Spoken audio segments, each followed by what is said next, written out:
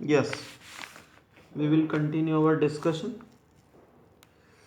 अब हमारा next topic है मैग्नेटिज्म में magnetic field intensity due to bar magnet in axial position और एंड ऑन पोजीशन और लॉन्गिट्यूडनल पोजीशन। इन तीनों का मतलब एक ही है, यानी कोई मैग्नेट है जिसे हमने डाइपोल के कारण, इलेक्ट्रिक डाइपोल के कारण electric field intensity find out की थी एक्सियल पोजीशन में और दूसरी ब्रॉड साइड ऑन पोजीशन में। वैसे ही मैग्नेट में magnetic field intensity due to bar magnet in axial position और एंड ऑन पोजीशन या लॉन्गिट्यूडनल, तीनों का मतलब सेम है। ये सबसे इंपॉर्टेंट क्वेश्चन है इस यूनिट का, ठीक है, आता है। देखिए क्या है, मान लीजिए ये NS एक बार मैग्नेट है, इसकी पोल स्ट्रेंथ है स्मॉल m और इफेक्टिव लेंथ है 2L, जैसे कि दिख रहा है। O इसका सेंटर है, P एक पॉइंट है जो सेंटर O से D डिस्टेंस पर है।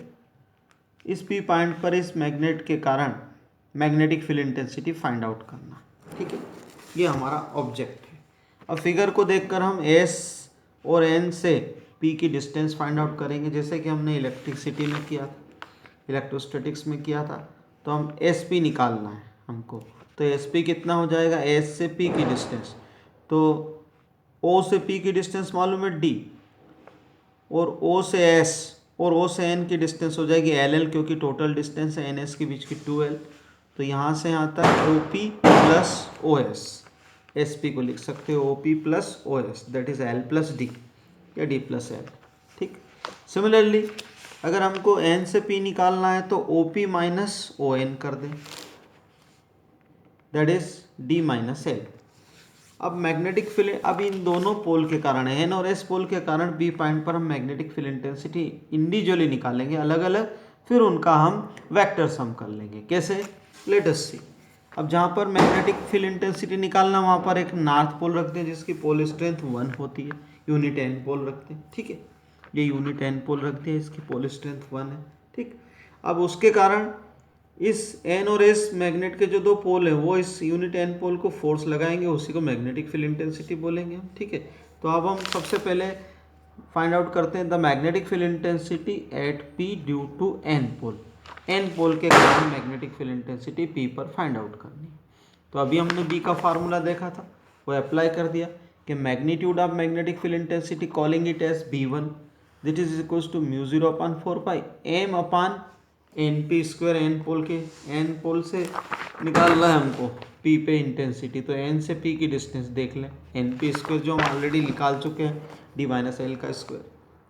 इसकी डायरेक्शन क्या होगी, N से P की तरफ होगी। क्यों N से P की तरफ होगी, क्योंकि N पोल भी पॉजिटिव और यहाँ पर यूनिट पोल रखा है P पे, वो भी पॉजिटिव है, इसलिए रिपल्सन होगा।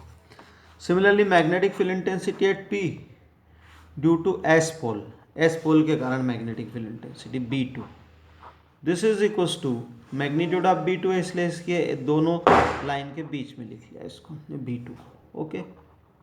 अब देखें B2 हो जाएगा म्यू 0/4 m अपान SP स्क्वायर, क्योंकि S पोल की P से डिस्टेंस है SP स्क्वायर, तो B2 हो गया म्यू 0/4 m अपान SP जो निकाला था हमने ऑलरेडी D प्लस L था, D प्लस L का स्क्वायर।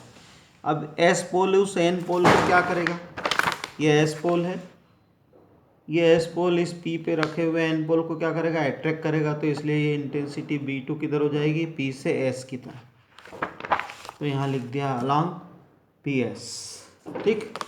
अब हम जानते हैं कि दोनों इंटेंसिटी N और S पोल के कारण जो इंटेंसिटी है, ये देखिए N पोल के कारण इंटेंसिटी B1 जा रही है राइट डायरेक्शन में और S पोल के कारण इंटेंसिटी B2 जा रही है लेफ्ट डायरेक्शन में। तो P पे नेट इंटेंसिटी कितनी हो जाएगी, इन दोनों का रिजल्टेंट मतलब बिगर माइनस स्मॉलर, क्योंकि दो वेक्टर है अपोजिट लग रहे हैं, एक ही लाइन में लग रहे हैं। तो हम कहेंगे कि since B1 B2 are acting along the same line but in opposite direction, therefore and also B1 greater than B2, B1 बड़ा होगा B2 छोटा होगा, क्योंकि N पोल पास में है, तो N पोल के कारण इंटेंसिटी P पे ज़्यादा आएगी, ठीक है। तो B1 ग्रेटर देन B2 और अपोजिट है, इसलिए net magnetic field intensity P पे हो जाएगी B is equals to mu 0/4 m upon, ये इन्होंने एक स्टेप और बढ़ा लीजिए आप कि B हो जाएगा B1 माइनस B2, B1 बड़ा है इसलिए। B1 की वैल्यू लिख दी, ये B2 की वैल्यू लिख दी। अब ये वैसा ही जैसे अपन ने इलेक्ट्रिसिटी में किया था, एक्सियल पोजीशन में इंटेंसिटी, म्यू 0/4 और m कॉमन ले लिया। ये फर्स्ट स्टेप, ये second term, first term, bracket में देखिए एलसीएम लेना पड़ेगा। ये एलसीएम ले लिया, नीचे d minus L square D plus L square cross multiply कर दिया। अब यहाँ ऊपर a प्लस बी का square minus a minus B का स्क्वायर, इसको सिंप्लीफाई कर, ये ब्रैकेट को हमने ओपन कर दिया। D square plus L square plus 2LD minus का लगा के फिर ये माइनस बी का स्क्वायर। अब ब्रैकेट को ओपन करेंगे तो सारे साइन चेंज हो जाएंगे। डी स्क्वायर से D square cancel, L square से एल स्क्वायर कैंसिल, 2LD और 2LD कितना हो जाएगा 4LD। अब वो ब्रैकेट में वो नीचे हो जाएगा डी प्लस एल का स्क्वायर डी माइनस एल का स्क्वायर, मतलब D square minus L square, ये हो गया हमारा। ठीक, अब ये देखिए नीचे बचेगा D square minus L square का होल स्क्वायर, ऊपर 2LD 2LD 4LD। अब 2LD में से हम क्या करेंगे, 4LD में से m इंटू 2L साथ में लिख देंगे, इंटू 2D साथ अलग लिख देंगे। क्यों? क्योंकि 2L इंटू 2D 4LD हो जाएगा जो ब्रैकेट में आया था। ये बाहर है म्यू 0/4 पाई इंटू m, तो m के साथ 2L लिख दिया इंटू 2D, और नीचे ये है D square minus L square. अब m इंटू 2L को हम क्या लिखते हैं, कैपिटल M, यानी मैग्नेटिक मोमेंट। तो यहाँ पर m इंटू 2L की जगह लिख दिया हमने कैपिटल M। तो ये हमारा फार्मूला आ गया, B is equals to mu 0/4 pi 2md upon D square minus square का होल स्क्वायर। यह आएगा टेस्ला या वेबर पर मीटर स्क्वायर। अब इसमें अप्रॉक्सीमेशन भी कर सकते हैं, अप्रॉक्सीमेशन इन द सेंस कि अगर ये L लेस देन D हो तो D square minus L square को हम केवल डी स्क्वायर लिख सकते हैं, क्योंकि L का स्क्वायर और कम हो जाएगा। तो इस ऊपर वाले सब फार्मूले में डी स्क्वायर के कंपैरिजन में एल को नेगलेक्ट कर दिया, तो नीचे डी स्क्वायर का स्क्वायर यानी डी की पावर 4 और ऊपर डी, तो डी का क्यूब आ जाएगा। ये हमारा फार्मूला हो गया। ये एग्जैक्ट फार्मूला है, ये अप्रॉक्सीमेट फार्मूला है कि म्यू 0/4 पाई 2m अपॉन डी क्यूब, यही लाना था विच इज़ रिक्वायर्ड फार्मूला। अब इसमें एक और डेरिवेशन आएगा। एक और डेरिवेशन कौन सा, जैसे कि हमने वहाँ इलेक्ट्रोस्टैटिक्स में किया था कि magnetic field electric field intensity find out की थी। कब? जब इक्वेटोरियल केस में या ब्रॉड साइड ऑन पोजिशन में। वैसे यहाँ पर भी करेंगे कि मैग्नेटिक फील्ड इंटेंसिटी दूसरा डेरिवेशन है, due to bar magnet in broad side on position या इक्वेटोरियल पोजिशन। ये क्या होती है, मान लीजिए ये NS एक मैग्नेट है, इसकी पोल स्ट्रेंथ m है, इफेक्टिव लेंथ 2L है, O इसका सेंटर है। अब इसके सेंटर O से D डिस्टेंस पर ये P पॉइंट है। इस P पॉइंट पर हमको मैग्नेटिक फील्ड इंटेंसिटी निकालना ड्यू टू बार मैग्नेट। ठीक है, अब ये P पॉइंट कहाँ है, NS लाइन के परपेंडिकुलर बाइसेक्टर पर है, मतलब ये NS को परपेंडिकुलर भी है लाइन OP, और उसको दो पार्ट में इक्वल पार्ट में डिवाइड भी करता है, इसलिए ये इक्वेटोरियल एक्सिस कहलाता है। ठीक, तो इस P पॉइंट पे पहले एक्सियल पोजीशन में ये NS की डायरेक्शन में P पॉइंट था, अब इक्वेटोरियल में ये NS के परपेंडिकुलर P पॉइंट है। यहाँ पर इंटेंसिटी निकालनी है। ऑलरेडी ऐसा डायग्राम आप चार्जेस के केस में निकाल चुके हैं इलेक्ट्रोस्टैटिक्स में। तो सबसे पहले हम क्या SP और NP डिस्टेंस निकालेंगे। तो राइट एंगल ट्राइंगल देखिए आप, PNO या PSO दोनों ट्राइंगल में देखें आप, तो ये दोनों का परपेंडिकुलर D है, कॉमन है, बेस LL क्योंकि टोटल 2L है। तो हमको NP निकालना, तो NP क्या हो जाएगा, hypotenuse equals to root of perpendicular square plus base square, तो OP square plus ON square that is D square plus L square. Similarly ऐसा का ऐसा SP भी इतना ही हो जाएगा, this DA square plus L square का स्क्वायर रूट। ठीक, अब वापस से वैसे ही करेंगे कि S पोल के कारण P पे इंटेंसिटी और N पोल के कारण P पे, तो जहाँ इंटेंसिटी निकालना मैग्नेटिक वहाँ पे N पोल रख देंगे जिसकी पोल स्ट्रेंथ 1 होगी। तो ये N और S पोल उसके मैग्नेट के इसके ऊपर फोर्स लगाएंगे, that is magnetic field intensity at P due to N pole of magnet, that is P1। जैसे पहले निकाला mu 0/4 pi m upon NP square. अब NP स्क्वायर की वैल्यू कितनी है, देखिए NP की वैल्यू है रूट में, तो NP स्क्वायर हो जाएगा D square plus L square only, क्योंकि स्क्वायर रूट हट जाएगा। तो ये आपका आ गया B1 equals to mu 0/4 pi m upon root of D square plus L square का होल स्क्वायर यानी D square plus L square only. ये रहेगा अलॉन्ग NP, क्योंकि NN पोल रिपेल करेंगे तो ये NP के डायरेक्शन में रहेगी इंटेंसिटी B1 लाइक दिस। ये जो B1 इंटेंसिटी ये इस डायरेक्शन में रहेगी। सिमिलरली ये S पोल वाले इंटेंसिटी B2 इस डायरेक्शन में, क्योंकि इस N को ये S अट्रैक्ट करेगा इसलिए B2 इधर रहेगी। अब मान लीजिए ये PSO और PNO एंगल थीटा थीटा है, तो यहाँ P से एक हॉरिजॉन्टल लाइन ड्रॉ कर दी, तो ये एंगल थीटा है तो ये भी थीटा होगा, ये थीटा है तो कॉरेस्पॉन्डिंग एंगल ये भी थीटा होगा।